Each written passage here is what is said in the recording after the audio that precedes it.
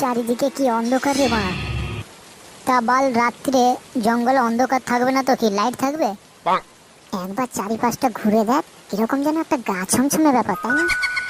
ওরে গাধার বাচ্চা, দেখতেই তো পাচ্ছিস ঝড় জল হচ্ছে, তার মধ্যে আবার জঙ্গল, তা একটু গা ছমছমে ব্যাপার হবে না নাকি? ওরে বাবারে, আ আ এ বোকাচোদা, নাম নাম। শালা শুয়োরের বাচ্চা, সামান্য একটা বাজ পড়েছে আর তাতেই তোর বিচি শুকিয়ে গেছে। গাড়ি ভাড়া কত ভয় রে, আমি তো আছি নাকি?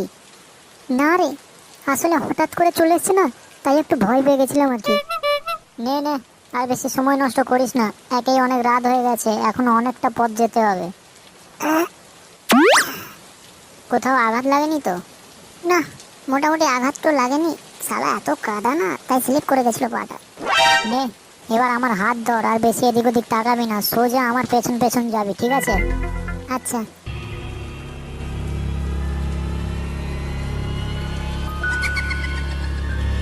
এ ভাই, এই এদিক দিয়ে না এক্ষুনি একটা কি কালো মতো বেরিয়ে গেল। তুই বাড়া বাংলা বুঝিস না? তোকে একবার বললাম না এদিক ওদিক কোনো দিকে তাকাবি না, সোজা আমার পেছন পেছন যাবি? না রে, আমার মনে হচ্ছে না কেউ যেন আমাদের পেছনে পেছনে আসছে। দূর বোকাচোদা, শালা মাথায় উল্টো পাল্টা ভাবছিস, তাই মনে হচ্ছে কেউ পেছনে আসছে।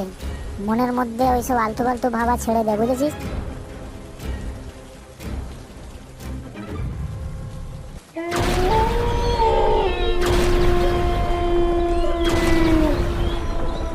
A few moments later. ওই দেখ, দূরে একটা বাড়ি দেখা যাচ্ছে।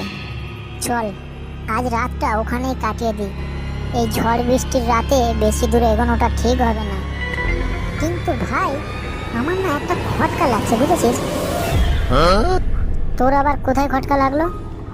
আরে পাগলা, এত রাত্রিরে এই জঙ্গলে আবার এরকম একটা শুনশান বাড়িতে থাকাটা কি উচিত হবে বল? আর তুই বাড়িটার দিকেই একবার তাকিয়ে দেখ, দেখে মনে হচ্ছে শালা 100 বছরের মনে একটা মানুষ তো দূরের কথা, একটা কাক কুত্তাও ঢোকেনি।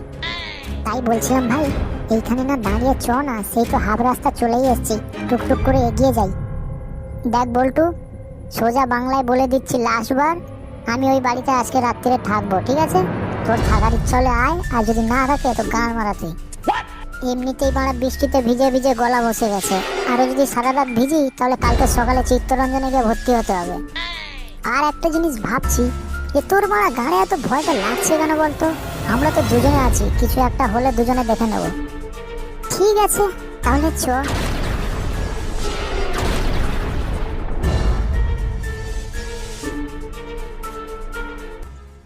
এই যে শুনছেন, কেউ বাড়িতে আছেন?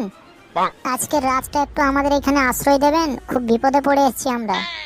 আরে তুই বেকার বেকার গলা ফাটাচ্ছিস, মারা দেখে মনে হচ্ছে এখানে কেউ থাকে। আহ, ফাটছে তো আমার, তা তোর গাড়ি জ্বালা বাজছে কেন? একটু চুপচাপ দাঁড়াবি? এই যে শুনছেন, কেউ কি বাড়িতে আছেন?